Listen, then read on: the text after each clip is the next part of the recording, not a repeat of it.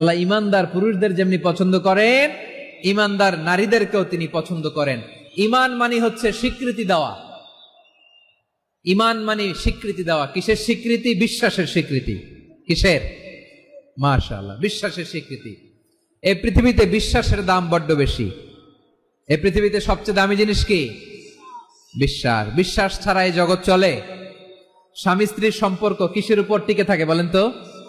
হ্যাঁ, বিশ্বাসের উপর টিকে থাকে। স্বামী স্ত্রীর সম্পর্ক টিকে থাকে বিশ্বাসের উপর। আচ্ছা, পার্টনারশিপে যারা ব্যবসা করেন, পার্টনারশিপের বিজনেস, এটা টিকে থাকে কিসের উপর? বিশ্বাসের উপর। এই জগৎটাই চলে বিশ্বাসের উপর। বিশ্বাসীরা এই পৃথিবীতে না থাকলে আল্লাহ এই পৃথিবীও টিকায় রাখতেন না। একজন বিশ্বাসী এই পৃথিবীর বুকে বেঁচে থাকলে আল্লাহ তাআলা এই পৃথিবী ধ্বংস করবেন না। চিল্লায় পড়েন আল্লাহু আকবার। এই পৃথিবীর সবচেয়ে দামি বস্তু বিশ্বাস, সবচেয়ে দামি। বিশ্বাস দিয়ে এই পৃথিবী চলে। এজন্য জ্ঞানীরা বলে, বিশ্বাসে মিলায় বস্তু তর্কে বহুদূর। বলে না? বিশ্বাসে মিলায় বস্তু তর্কে বহুদূর। বিশ্বাসে এই পৃথিবী টিকে থাকে। আচ্ছা দেখেন, ঢাকা থেকে একজন লোক কক্সবাজার যাবে। প্রিয় ময়মনসিংহবাসী, আওয়াজ করে বলেন, কই যাবে? ডবল ডেকার বাস আছে না, যেগুলোতে ঘুমায় ঘুমায় যাওয়া যায়।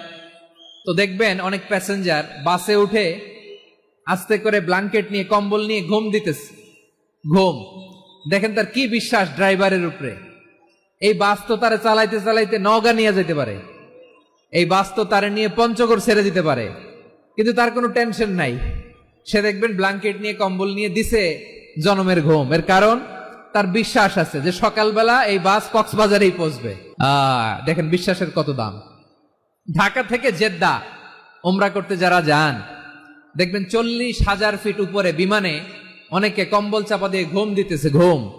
এই বিমান 40,000 ফিট উপর দিয়ে পাইলট চালায়া এটাকে আফ্রিকার জঙ্গলে নিয়ে যায় নাকি ভারত মহাসাগরে নিয়ে যায়, তার কোনো টেনশন নাই। সে ঘুম, কারণ তার পাইলটের উপর, এই এয়ারলাইন্সের উপর বিশ্বাস আছে যে সকালবেলায় এটা জেদ্দা আন্তর্জাতিক বিমানবন্দরে ল্যান্ড করবে। ঠিক কিনা বলেন?